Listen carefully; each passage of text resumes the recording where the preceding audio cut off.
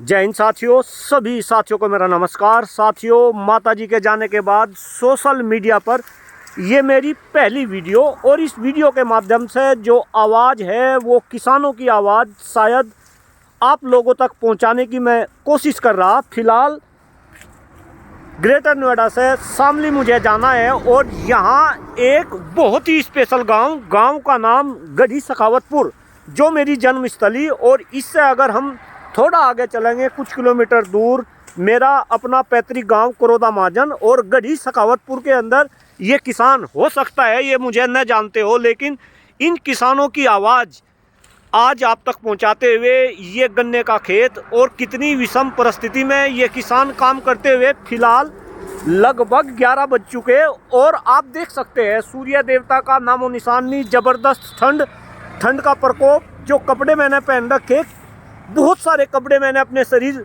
के ऊपर लपेट रखे केवल और केवल ठंड से बचने के लिए, लेकिन यहाँ पर आप इन किसान को देख सकते हैं। ये दिखा रहे हैं कि केवल और केवल एक दो, मतलब इनके ऊपर स्वेटर जर्सी तक नहीं है। इसके बावजूद ये अपने खेतों में काम करते हुए गन्ने की यहाँ पर छोल लगी हुई गन्ने की कटाई करते हुए, ताकि इस गन्ने को काट के छाट के कोल्लू या मिल तक पहुँचाया जा सके। लेकिन जब ये गन्ना कोल्लू या मिल तक पहुँचता है तो इनका वाजिब दाम इनको नहीं मिल पाता। अभी लेटेस्ट अगर परसों की खबर देखें, सरकार ने केवल और केवल 20 रुपये गन्ने के ऊपर बढ़ाए, जबकि इनको काफ़ी उम्मीद थी।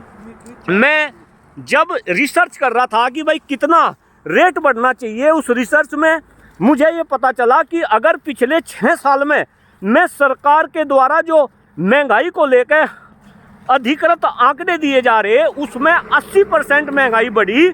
उस हिसाब से अगर हम पिछले 6 साल से गन्ने का रेट देखें तो 25 रुपये एक बार बढ़ाए गए, 10 रुपये एक बार बढ़ाए गए और अब 20 रुपये एक बार बढ़े गए। यानी कि गन्ने का रेट 80% बढ़ना था, यानी कि गन्ने का रेट करीब 550 रुपये प्रति क्विंटल होता।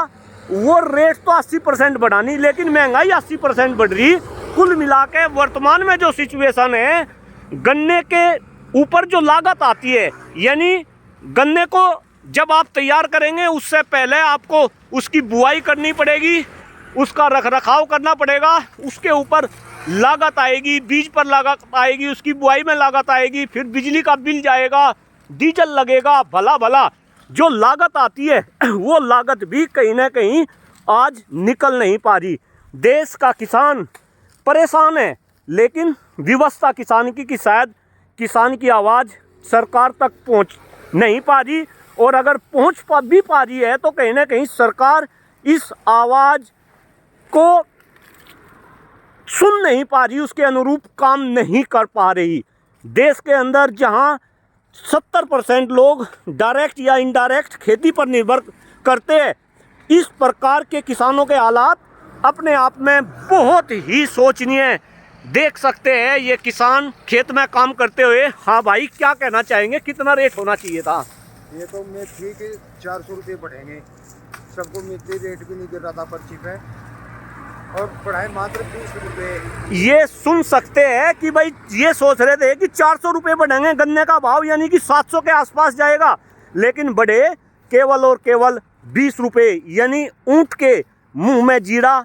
किसान को आज क्या करना चाहिए, खास तौर से यहाँ पर आज केंद्र के अंदर और यूपी के अंदर डबल इंजन की सरकार, भारतीय जनता पार्टी की सरकार, और हमारे क्षेत्र से जो हमारा क्षेत्र है गन्ना लैंड के नाम से जो क्षेत्र जाना जाता है, भाई यहाँ पे भी बड़े बड़े नेता केंद्र में जो है मंत्री भी है। मैं बात कर रहा आदरणीय संजीव बालियान जी और दूसरे नेताओं की। क्यों भाई, इनकी आवाज़ क्यों नहीं पहुँच पाती, और आखिर सरकार किसानों के दर्द को क्यों नहीं समझ पाती? जो लोग बड़ी बड़ी चैनलों के ऊपर बैठकर डिबेट करते हैं किसानों के ऊपर, उनको लगता है कि भाई किसानों तो पता नहीं आज देश में क्या हो रहा। कम से कम वे आए, इस अनुभव को देखे कि इतनी बुरी ठंड में, मैं तो कह रहा कि एक बार वे गन्ने के हाथ तो लगा के देखे। हाथ नहीं लगा सकते, कहीं ना कहीं अपने आप में बहुत ही सोचनीय, बहुत ही चिंतनीय। इस आशा के साथ ये आवाज़ दूर तक जाएगी, किसानों को उसकी फसल का वाजिब दाम मिलेगा।